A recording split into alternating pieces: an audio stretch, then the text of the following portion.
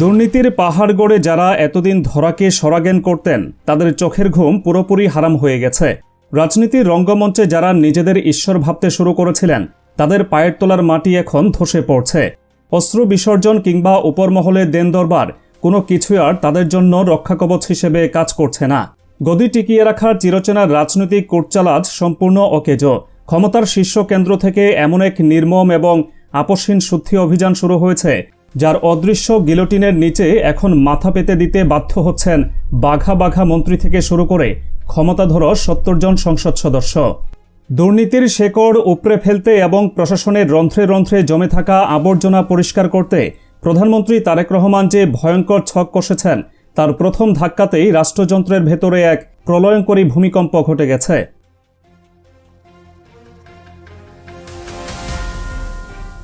গত সোমবার সকালে ক্ষমতার অলিন্দে যে আকস্মিক রদবদল ঘটেছে তাকে সাধারণ কোনো ঘটনা ভাবার অবকাশ নেই।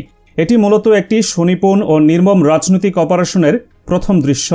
পার্বত্য চট্টগ্রাম বিষয়ক মন্ত্রণালয়ের শীর্ষ আসন থেকে দীপেন দেওয়ানের বিদায় সংবাদটি সাধারণ মানুষের কাছে শারীরিক অসুস্থতার মোড়কে পরিবেশন করা হলেও পর্দার পেছনের বাস্তবতা সম্পূর্ণ ভিন্ন এবং রূঢ়। পাহাড় বরাবরই রাষ্ট্রের সবচেয়ে সংবেদনশীল এবং বারুদমাখা একটি ভূখণ্ড। বিশেষ করে প্রতিবেশী মিয়ানমারের অভ্যন্তরে চলমান রক্তক্ষয়ী সংঘাত এবং সীমান্ত ঘেঁষে আরাকান আর্মির বেপরোয়া সামরিক তৎপরতার কারণে পুরো পার্বত্য অঞ্চলে যে চাপা উত্তেজনা বিরাজ করছে তা মোকাবেলা করার জন্য একজন কঠিন প্রশাসকের প্রয়োজন ছিল। কিন্তু রাষ্ট্রীয় গোয়েন্দা প্রতিবেদনগুলো স্পষ্ট ইঙ্গিত দিচ্ছিল এই চরম সংকটময় মুহূর্তে পাহাড়ের নিয়ন্ত্রণ ধরে রাখতে দীপেন দেওয়ান পুরোপুরি ব্যর্থ হয়েছেন।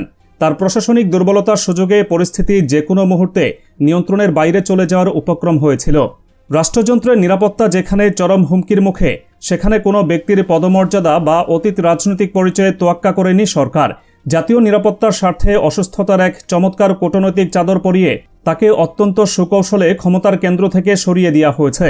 পদত্যাগপত্র জমা পড়ার সাথে সাথেই তা গ্রহণ করার নেপথ্য বার্তাটি অত্যন্ত পরিষ্কার।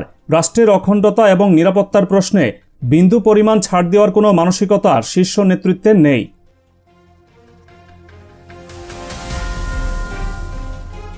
পাহাড়ের এই প্রশাসনিক সার্জারির রেশ কাটতে না কাটতেই নজর পড়েছে সমতলের অন্যতম মেগা এবং প্রভাবশালী মন্ত্রণালয়গুলোর দিকে। সড়ক ও সেতুর মতো বিশাল সাম্রাজ্যের একচ্ছত্র অধিপতি শেখ রবিউল আলমের বর্তমান পরিণতি দেখে ক্ষমতার দম্ভে ফুলে ওঠা অন্য নেতাদের মেরুদণ্ড দিয়ে এখন শীতল স্রোত বয়ে যাচ্ছে।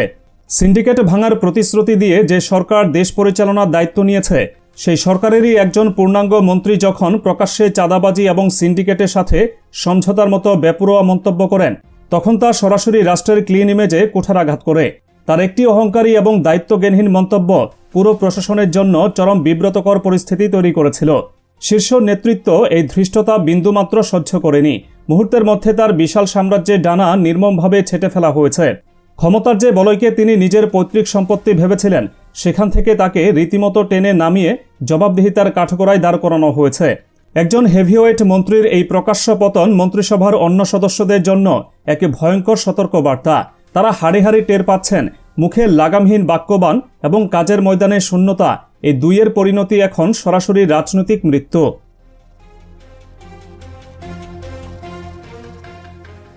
পুরনোদের এই পতনের ডামাডোলের মধ্যেই রাষ্ট্রযন্ত্রে প্রবেশ করতে যাচ্ছে নতুন রক্ত। অযোগ্যতা এবং দুর্নীতির শূন্যস্থান পূরণ করতে সরকার অত্যন্ত সুচিন্তিতভাবে নতুন মুখ সামনে আনছে।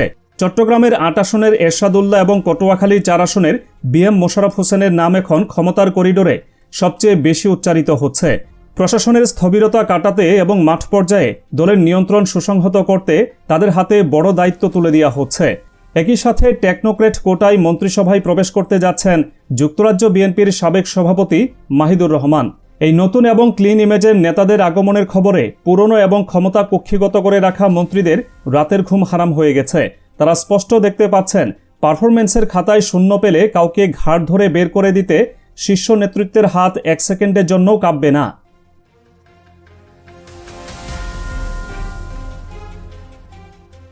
মন্ত্রিসভার এই নির্মম শুদ্ধি অভিযানের সবচেয়ে বড় ট্র্যাজেডি হয়ে সামনে এসেছে একসময় রাজপথ কাঁপানো তরুণ নেতা ভিপি নূরের পরিণতি। যে তরুণকে একদিন লাখো মানুষ পরিবর্তনের প্রতীক ভেবেছিল, ক্ষমতা চেয়ারে বসার পর তার সেই মুখোশ খসে পড়তে খুব বেশি সময় লাগেনি। পূর্বে শ্রম মন্ত্রণালয়ে দায়িত্ব পালনের সময় চরম অযোগ্যতার প্রমাণ দিয়ে তিনি একবার ক্ষমতা থেকে ছিটকে পড়েছিলেন। সাধারণ মানুষ ভেবেছিল সেই অপমানজনক পতন থেকে তিনি হয়তো শিক্ষা নেবেন, কিন্তু প্রবাসী কল্যাণ মন্ত্রণালয়ে বসার পর তার কুকীর্তির মাত্রা আগের সব রেকর্ড ছাড়িয়ে গেছে। দেশের অর্থনীতির মূল চালিকা শক্তি যে প্রবাসীরা, তাদের রক্তঘামে অর্জিত রেমিটেন্সের উপর দাঁড়িয়ে তিনি গড়ে তুলেছেন এক ভয়ঙ্কর দুর্নীতিবাজ সিন্ডিকেট। পদে পদে হয়রানি, ফাইল আটকে রাখা এবং সীমাহীন দুর্নীতির কারণে রেমিটেন্স যোদ্ধাদের জীবন আজ দুর্বিষহ। ক্ষুব্ধ এবং প্রতারিত প্রবাসীরা বাধ্য হয়ে বিদেশের মাটিতে তার বিরুদ্ধে সরাসরি বিক্ষোভ প্রদর্শন করেছেন।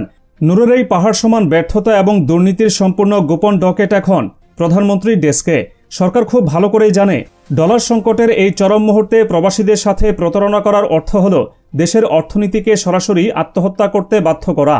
তাই কোনো মায়াকান্না বা অতীত আন্দোলনে দোহাই দিয়ে নূর আর পার পাচ্ছেন না।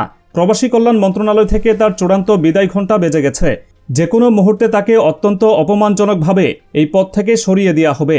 রাজপথের স্লোগান আর রাষ্ট্র পরিচালনার দক্ষতা যে এক জিনিস নয়, নূরের এই পতন দেশের রাজনীতির ইতিহাসে এক বড় উদাহরণ হয়ে থাকবে।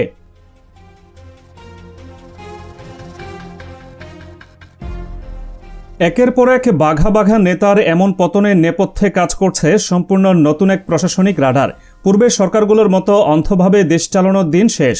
প্রধানমন্ত্রী তারেক রহমান যুক্তরাজ্যে তার দীর্ঘ প্রবাস জীবনের অভিজ্ঞতা কাজে লাগিয়ে ব্রিটিশ পার্লামেন্টের আদলে এমন এক ভয়ঙ্কর পারফরমেন্স মনিটরিং মেকানিজম চালু করেছেন, যার জাল ভেদ করে বের হওয়ার সাধ্য কারণেই। প্রধানমন্ত্রীর কার্যালয়ে অত্যন্ত গোপনীয়তার সাথে গড়ে তোলা হয়েছে একটি স্পেশাল ইন্টেলিজেন্স সেল। অর্থ উপদেষ্টা এবং মুখ্য সচিবের মতো প্রশাসনের সবচেয়ে তীক্ষ্ণ এবং বিশ্বস্ত কর্মকর্তাদের নিয়ে গঠিত এই সেল সরাসরি মাঠ পর্যায়ে তথ্য সংগ্রহ করছে।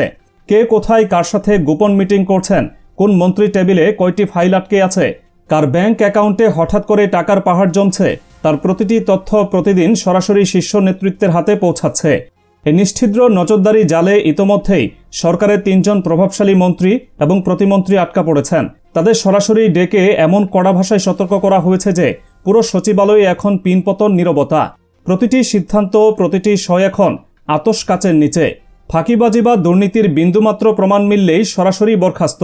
এটি এখন একমাত্র নিয়ম।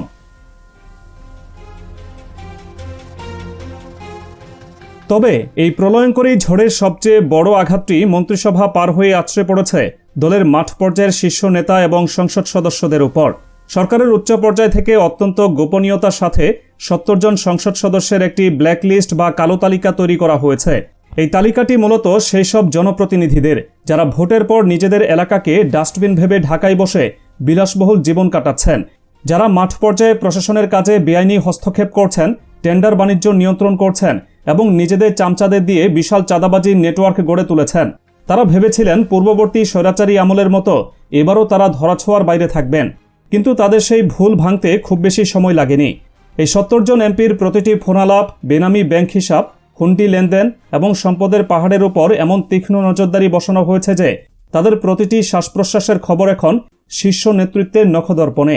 দলের অঙ্গ ও সহযোগী সংগঠনের শীর্ষ নেতারাও এই রাডার থেকে বাদ যাননি। এই কালো তালিকার খবর জানাজানি হওয়ার পর অনেক দুর্নীতিগ্রস্ত এমপির মাঝেই এখন ত্রাহি ত্রাহি অবস্থা। তারা বুঝতে পারছেন তাদের রাজনৈতিক ক্যারিয়ারের কফিনে শেষ পেরেক ঠোকা হয়ে গেছে। ঢাকায় বসে তদবির করে বা বড় নেতাদের পা ধরে এবার আর কোনো কাজ হচ্ছে না, কারণ ক্ষমতার সর্বোচ্চ চূড়ায় এখন কোনো আপোষের সুযোগ রাখা হয়নি।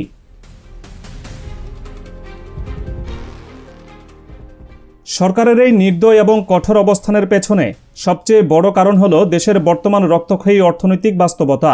ডলারের রিজার্ভের ভয়াবহ পতন, লাগামহীন মূল্যস্ফীতি এবং নিত্যপণ্যের আগুনে পুড়তে থাকা সাধারণ মানুষকে বাঁচাতে হলে রাষ্ট্রযন্ত্রের ভেতর থেকে দুর্নীতির এই ক্যান্সার সমূলে উৎপাটন করা ছাড়া আর কোনো পথ খোলা নেই।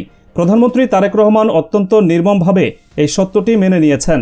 দেশের অস্তিত্ব টিকিয়ে রাখতে হলে নিজের দলের ভেতরের আবর্জনা সবার আগে পরিষ্কার করতে হবে।